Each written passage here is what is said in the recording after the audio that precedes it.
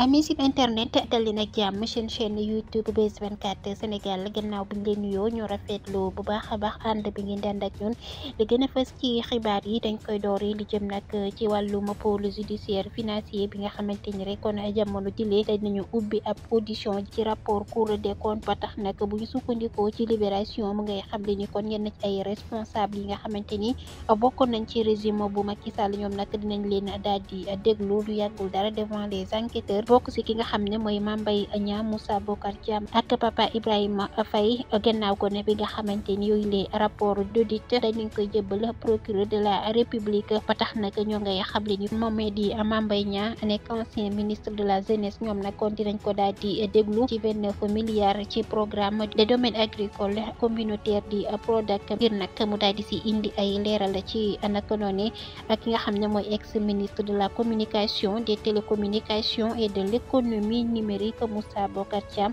moom itamit dinañ daal di indi ay réponses sur les recettes générées par les opérateurs de téléphone mobile et de fonds d'aide à la presse ci naka noonu le CONAR moom nag dañ lay xamle ni ancien directeur général du fonds d'entretien routier Papa Ibrahima Faye moom itamit dinañ ko daal di déglu par les enquêteurs sur les montants yi nga xamante ni dañ nañ koy dépenser ci réalisation des infrastructures routières ci mbirum FERA liñal nag ci les réductions de compte yi nga xamante ni rek ñoo ngi wéyal di ci convoqué ñett na ci ñi nga xamante ni bokkoon nañ ci régime bu Macky Sall gannaaw bi nga xamante ni kon day di woon nañu convoqué ki lee di Lat Diop moom nag day di woon nañ ko placé ni ki démb sous mandat de dépôt ñu koy toppee pour détournement de deniers publics ci blanchissement de capitaux et l'extorsion de fonds bu ñu sukkandikoo nag ci suñu ay xibaar yoo xamante ni dañ nañ koy fésal